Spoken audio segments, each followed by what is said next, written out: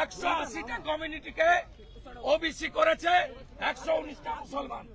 এ সরকার মুসলমানের সরকার, মুসলিম লীগের সরকার। এই সরকার মুখ্যমন্ত্রী যেভাবে হাইকোর্টকে মিথ্যা বলেছেন, কেস পেন্ডিং আছে, সুপ্রিম কোর্টে 15 জুলাই ডেট আছে, মিথ্যে স্টেটমেন্ট গুলো আমরা একটা কিছু বললে বলে সাবজুডিস।